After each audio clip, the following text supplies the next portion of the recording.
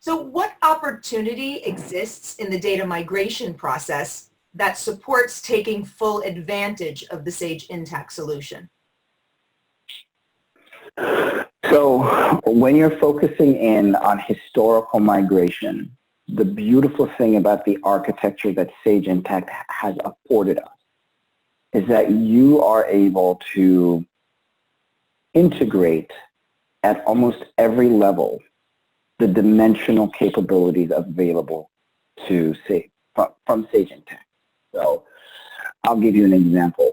A lot of customers will use the historical migration process to clean up so much of their data that they may have had in their master records. For example, you have vendor records. You may have 5,000 vendors, and many of them may have been duplicated over the years. During the Sage Intacct migration process, you have an opportunity now to take full advantage of the vendor dimension and clean those up, pointing records to places where they can ultimately properly be cataloged and live and have your duplicates be cleaned. That's one thing that you can do during the historical migration process on your own or with help. The other thing that you can begin to do is, one of the things we see a lot is the simplification of charts of account.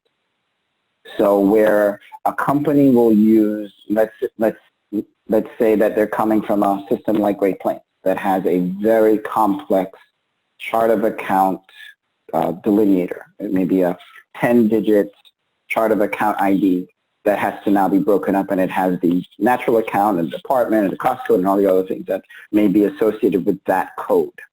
What we're finding is that in the Sage Intacct ecosystem, you're now able to take a chart of account, natural account, that lives in one dimension. You can have a department in another dimension, a class in another dimension, cost code in another dimension.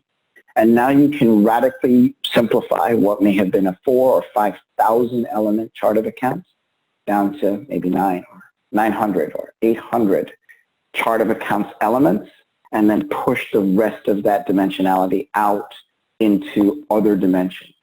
So you have a more simplified experience interacting with your accounting system, which lends itself quite nicely to automation and other things that become available after your migration process. And let me think of one more, easily where we see things like delineation of projects. So in QuickBooks Desktop, for instance, you may use customer job as a subdimension to track some of the things that are happening with your customers and your sub-customers.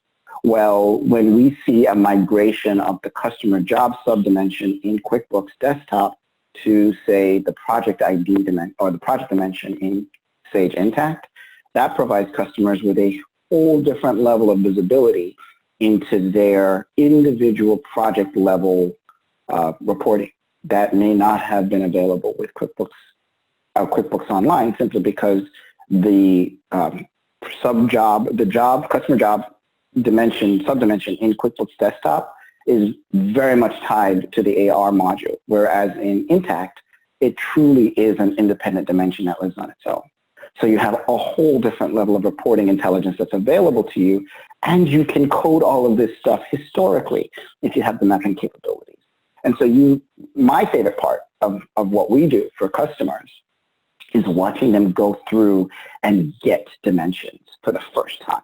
Like they know they wanted dimensions, they think they know what they're about, but to actually watch them get it, there's this rush that you get, and they're like, yes, they have it, and now they can address their history with a whole different level of passion and intelligence, with a sense of wonder and a sense of anticipation for what they can now do that they may never have been able to see before.